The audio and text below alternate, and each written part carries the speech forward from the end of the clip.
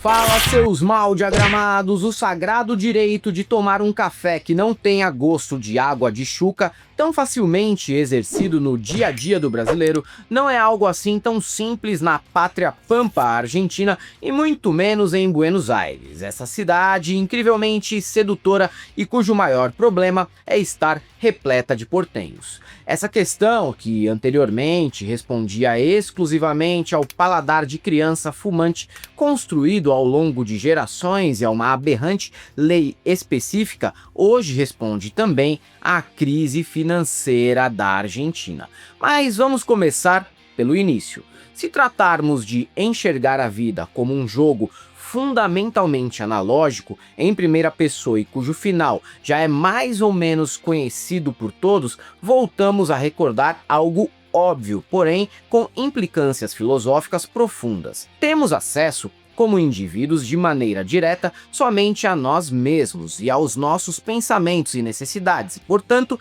em certo sentido, o umbigo de cada um termina por ser, para cada pessoa, o centro do universo. Em alguma medida, por mais empáticos que possamos chegar a ser, as crises só são sentidas de maneira plena quando suas águas começam a bater nas nossas bundas. Em primeiro lugar, precisamos fazer um disclaimer. O governo de Javier Milei não inaugurou o caos econômico na Argentina, afinal, estamos falando de um país que vive uma espécie de crise perene que é interrompida eventualmente por períodos de delírios de grandeza, como no hike de 10 anos de Carlos Menem e a época da pizza e champanhe, e também, é claro, de muita, mas muita cocaína. O que o governo do Milei conseguiu de fato foi intensificar a diminuição do poder de compra da população, que viveu recentemente um aumento altíssimo dos valores de aluguel, condomínio e despesas básicas como luz, água e gás encanado. Vamos entrar no tema do café. Somente em 5 países o processo de torra com açúcar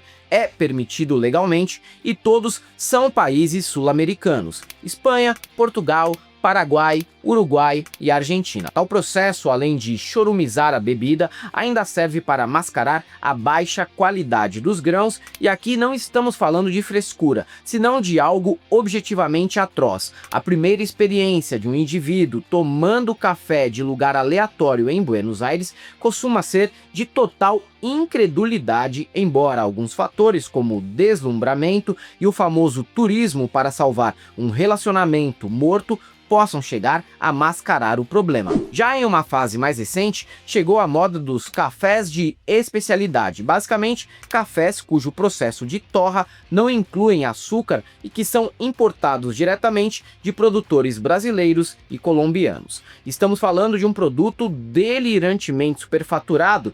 Pode apostar que sim. Ocorre que, em uma lógica na qual o poder de compra diminui progressivamente, se você estiver na rua, e estou falando em parques populares da cidade, não em condados, vai acabar tendo que optar por pagar o equivalente a R$ 15 em um expresso duplo bastante bom, ou entre o equivalente a R$ 13,20 em suco de enema puro. Lógico, quando colocamos preços retirados de um recorte baseado em empirismo vivencial local, sempre corremos o risco de despertar o menino Charlinho pobre simulator que existe em cada desgraçado sul-americano de classe média. Ele faz todo o percurso descalço. Não dói o pé não, Charlinho?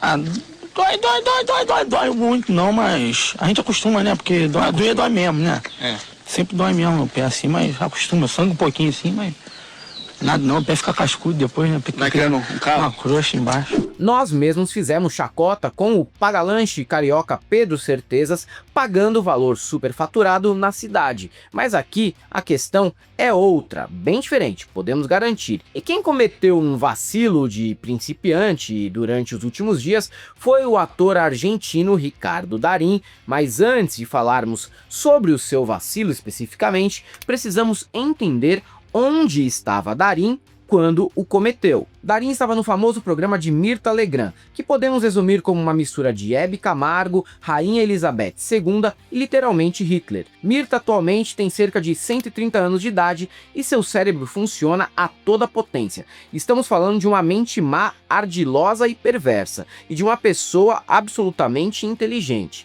Quando Darin começou a criticar questões econômicas do país, soltou que uma dúzia de empanadas custava 48 mil pesos, o equivalente a R$240. Myrtha, que não deve comprar comida pessoalmente desde o primeiro governo de Perón, claramente percebe que o valor mencionado por Darin estava alto, e ainda esclarece que essas são as empanadas que ele gosta. Infelizmente, o ator se referia às empanadas mais caras da cidade, localizadas em Palermo, bairro que por si só já é motivo de piada por quem não é residente. Darin ignorou que deixar a bola quicando dessa maneira é despertar o pobre coitado coletivo e que na Argentina não funciona de forma tão diferente do Brasil. Vamos chamá-lo aqui de El PIB Carlito cultural.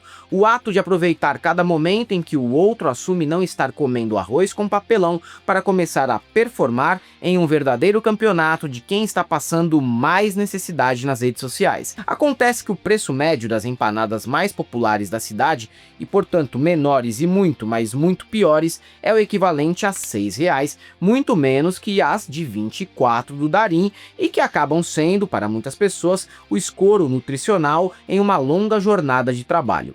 E para que possamos entender bem a atual questão do poder de compra interno no país, precisamos entender também a relação patológica do argentino com o dólar. Sim, todos nós preferimos ter em mãos a moeda mais forte e estável possível, mas no país de Catriel e Paco Amoroso, estamos falando de algo que varia entre o fetiche e o totemismo. O governo, conhecendo este anseio, derrubou a limitação técnica para a compra de dólares no mercado oficial. Infelizmente, do ponto de vista prático, os bancos ainda estabelecem dificuldades excessivas para a operação, mas de qualquer forma, do ponto de vista político, se trata de uma manobra sagaz. Domingos Cavallo, que foi o ministro da Economia de Menem e pai da criança chamada dólar 1 por 1, tem alertado que a valorização excessiva do peso para conter a inflação vai desaguar em recessão pesada como ocorreu anteriormente. Milei considera a colocação de Cavallo estúpida,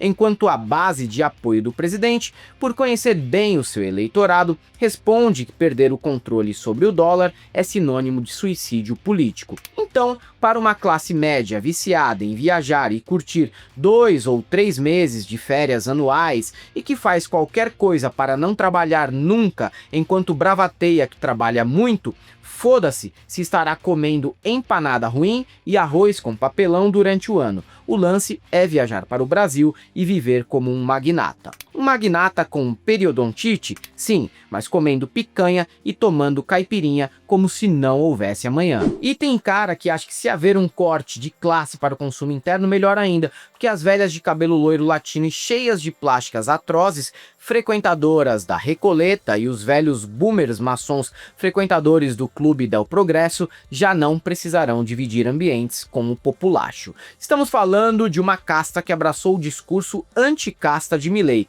Casta, para Milei e para indivíduos assim, significa basicamente o fantasma do peronismo em algumas das suas 250 subdivisões. Este grupo odeia basicamente tudo o que é popular: futebol gratuito na televisão aberta, choripan, transporte público, Diego Maradona e universidade gratuita, mas, para sermos justos, também odeia quase tudo o que é moderno ou mais ou menos moderno, como linguagem neutra, chacareira tocada com piano no arranjo, Astor Piazzolla e o hábito do banho diário. Pessoas assim estão delirando de emoção com o recente decreto que vetará saúde e educação públicas para estrangeiros que não possuam o RG argentino. Até podemos compreender que em algumas situações críticas envolvendo não reciprocidade com alguns países vizinhos, alguma medida devesse ser tomada, mas não é nada que uma diplomacia decente e um tratamento no Boston Medical Group por parte da presidência